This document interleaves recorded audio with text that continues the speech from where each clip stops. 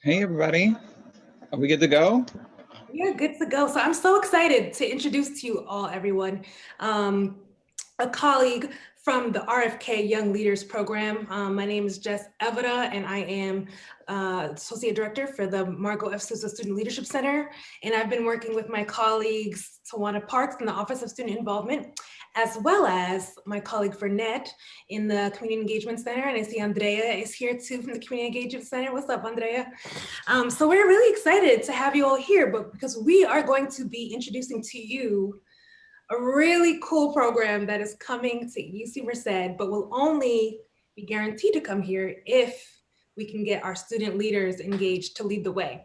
Now, the RFK Young Leaders program is a national program, and so we have Kristopher Sharp here from headquarters, who's going to tell you all about this cool program. I'm so excited because I've met up with Chris a couple times already and love his personality, so I'm excited to work with him. But also, I'm excited for all of you to meet him and then be able to answer any and all questions that you have about this really cool program, okay? So without further ado, I would love to introduce you to Kristopher Sharp. Thank you so much, Jess, and thank you all so much for taking the time to chat with me today. I'm actually in New York City right now, and it's rainy and ugly outside, so I'm looking at my screen, I'm like, man, it's dark in here. It's like 6 here too, so forgive me, but thank you all for taking time. So let me just go ahead and jump right into it. I figured that we could, kind of make this a little bit more informal, and I don't have any, specific formal materials prepared, but I just want to talk to you a little bit about our program, talk a little bit about some of the things that we do with students, some of the opportunities we have, and then see if you all have any questions, and then hopefully figure out if there's a way that we can collaborate to be able to bring RFK Young Leaders on campus. Like I said, I work at an organization called RFK Human Rights. We are a pretty big organization. We've been around for over 50 years. RFK Human Rights was started by Ethel Kennedy after Bobby Kennedy, RFK was assassinated over 50 years ago. So we've been around for a long time, and we've done a lot of work globally and a lot of work here in the US. But we kind of just started working with college students, and the reason why we started the Young Leaders program in 2018 was because we were, particularly struck by the way that we've seen students organize after the unfortunate tragedy that happened in Parkland at the Majority Douglas High School. And I think that for us, when we seen how these young people were able to kind of coalesce and organize and really be able to move the conversation that we were having nationally about gun control in a way that we just kind of have never seen. And it's unfortunate that we still continue to, grapple with that just even recently. It's mind blowing. But it shows you what the power of organizing can do. And when we think about just how we create change in communities and how we're able to move the ball forward and, really on any issue in any space, it takes organizing and it takes mobilization. And that tends to be something that maybe everybody is not super familiar with. And so we started our program to be able to teach folks how to organize on campus and in their communities. And that's basically what our program is about. It's about organizing to create change. And so right now we're on 16 chapters all across the US. And we work with college students, just like with any other student organization. And so our program is called RFK Young Leaders, and we call our students Young Leaders as well.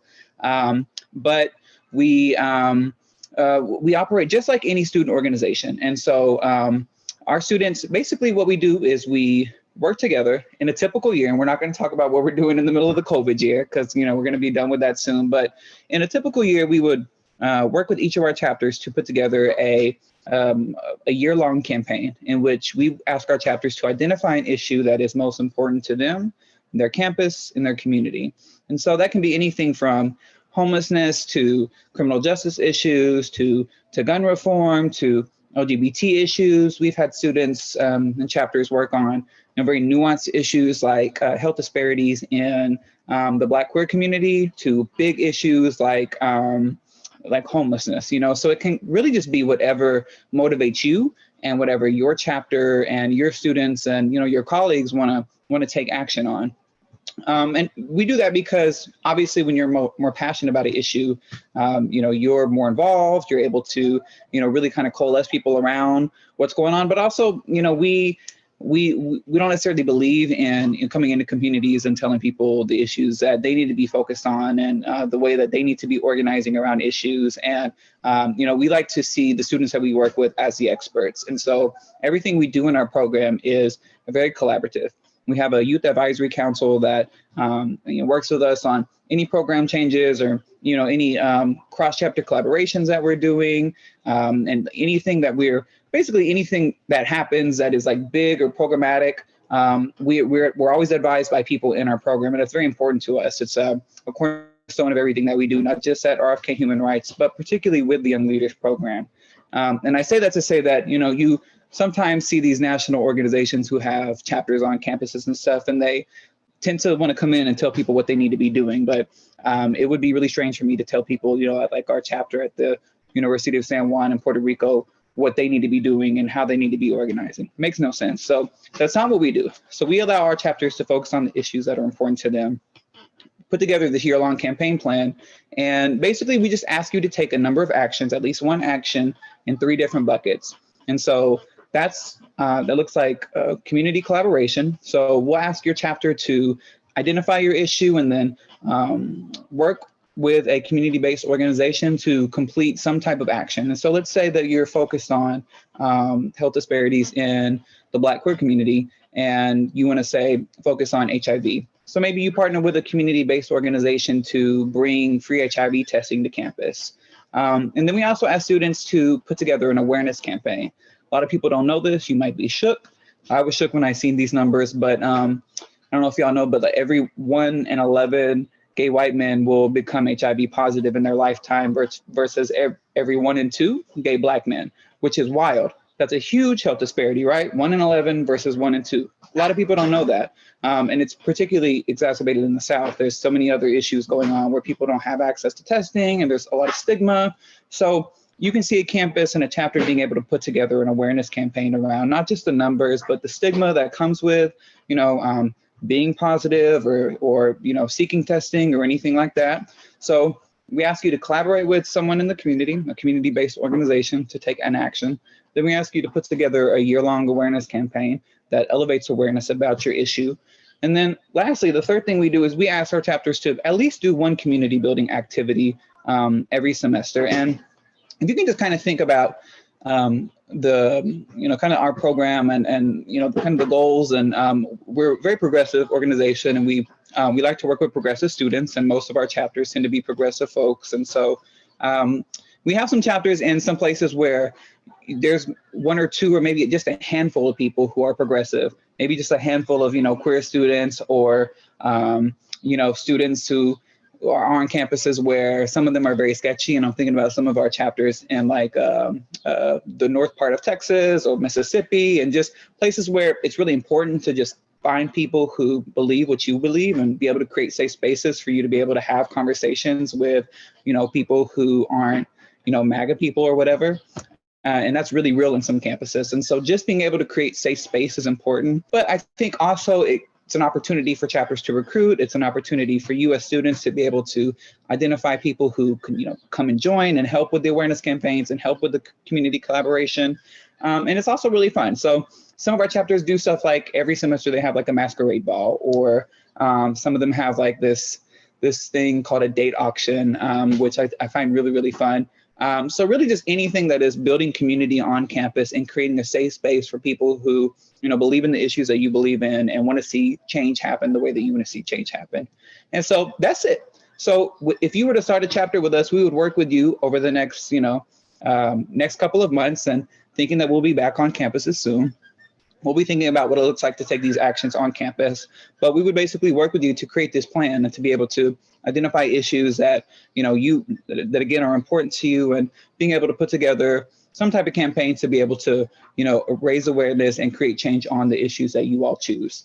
And then we also have these kind of cross-chapter activities that we do every single year, not in a COVID year, but every single year. So we have like a huge national summit where we fly all of our chapters out to a different city each year. So the first year we did this in Austin. It was wonderful. The second year we did it in New Orleans, and we're going to do it in DC, but we weren't able to do that. So hopefully this year we'll be able to do something fun. In fact, we were hoping to come to LA, but we'll see what happens. But we do this because, conferences tend to be super fun. They tend to be a way that we can connect with young people who are doing work that we're doing on our campus, in different spaces, and hear about just the challenges that they have and, some of the things that are working for them, and to really be able to, connect and make that kind of national network of young people who are all, kind of believing in the same things and fighting for the change that we're all fighting for, and, really just trying to move the ball forward on the issues that are most important to us. So we have a big national summit, and then we have a number of just projects that we do throughout a year. And so I don't know if you all were able to see, but this last big project that we did, we put together this really wonderful PSA because as you all remember, in 2020, many of us were voting by mail for the very first time. So it is a very complicated process, particularly depending on what state you're in. So many different things you got to do to make sure that your signature matches, the signature on your ID. You got to make sure that you're, signing the envelope, not the ballot, and just all kind of crazy, like technical things that vary state by state. So we said, well, since so many of us are doing this for the first time, what can we do? Like, how can we be able to just kind of, inform people about this? And I can look real quick and send a link to that because I think it's a really wonderful video, but it was from all students in our program. And we just said, what can we do to be able to elevate awareness about this issue, because we know that a lot of people have their votes disqualified because of technical reasons. So we put together this PSA. Previous to that, we did a campaign on criminal justice reform. It was really big here in New York. Some of our chapters, especially our NYU chapter and our DC chapter at Howard, were very instrumental in some of the work that we did within our organization to bail all the women and children out of Rikers. So that was a campaign that we did at RFK Human Rights, and some of our students became involved, and it was really great. We just wanted to show that you can actually empty jails and everything will be fine, and people will show up to their court dates and, try to close down Rikers because it's a crazy place. And thankfully, actually, it's being closed down now, partly due to some of our efforts. And then we have this other kind of campaign we're actually doing this weekend where we're bringing in a number of our students who are all vaccinated and all will be having COVID tests and stuff to do a photo shoot where we just kind of want to talk and capture this moment that we're in. For a lot of us, we've lived through 4 years of, well, for all of us, we've lived through 4 years of Trump and then this pandemic. And then some of us, if you're, kind of in your upper 20s or whatever, you probably lived through the 2008 financial collapse. And so we're kind of going to be the people who are responsible for rebuilding America, right? And I think it's a really unique moment. And so we have a wonderful photographer that we're collaborating with who's done a lot of work with Paper Magazine, Office Magazine, Teen Vogue, and whatnot. And he's doing this photo series and putting this video together. So really fun stuff. And we try to make everything very creative, everything very engaging. And again, these are all things that our folks in our program come up with. So if you, do start a chapter on campus, every year we have nominations for people to serve on our advisory council, and you'd be a part of helping us think about those projects and come up with those ideas. And people on our advisory council also help us planning for our summit and stuff like that as well. So that's basically it. This is, I think it's a really fun opportunity. I was in college not too long ago, and I also was super active and did a bunch of stuff on campus. And I have always thought about ways that we could just be able to, create change and have people not necessarily telling us what we need to do, but be able to identify the stuff that's important to us. And I think, we are people who are smart, we know what's happening on our campuses. We sometimes just need the resources and connections and support to be able to create change that we want to see happen. I also probably didn't mention this, but we also fund each of our chapters as well. So we'll be able to give you up to $1,000 in an academic year to be able to do all the different activities that you want to do on campus. And that's stuff like, buying pizza for an organization meeting, or, renting a van to go to the Capitol to testify on behalf of a bill, or, buying T-shirts. Really just runs a gamut of stuff. And so if you've been involved in student organizations before, it costs money and it takes a lot of time to do a lot of this stuff. And so we don't necessarily believe in asking people to do the work without supporting the work. So that's a big piece of what we do as well. And then aside from that, we also have this campus ambassador program, and we open up applications for that every fall as well. And so if you would be interested in serving as a campus ambassador, basically you would just be helping us start a chapter on your campus. And so a lot of what you would probably already be doing now if you commit to helping us build a chapter. But we can talk more about that if folks are interested in, say, taking next steps and talking about ways that we can collaborate to bring young leaders on campus. But I know I did a whole lot of talking right there, so I'm going to pause and give folks an opportunity to ask any questions or, give me any thoughts, and just make myself available to clarify anything as well. But yeah, that's basically it. Thank you so much, Kristopher. And I would just also add that starting a new chapter would mean that you are creating a new student organization, and our wonderful colleagues in the Office of Student Involvement are partnering with us on this, and they're happy to support you and help you through all of the logistics of what it means to start a new student organization. So if you've never done it before, no worries at all. If it's something you want to do, then we're ready to go when it comes to supporting. And I also want to acknowledge our colleagues on the call, Andrea, and I see Maria is here, who from the Community Engagement Center, who are also happy to help when it comes to the community engagement work, right? Helping to identify what human rights issues are important to you, important in Merced, and then what organizations are already doing that work that you can then collaborate with. So I just want to add that. And with that, I would love to hear if anyone has questions. So what I'm going to do is I'm going to again thank Kristopher so much. Let everyone know that I am a contact. Andrea is here as well.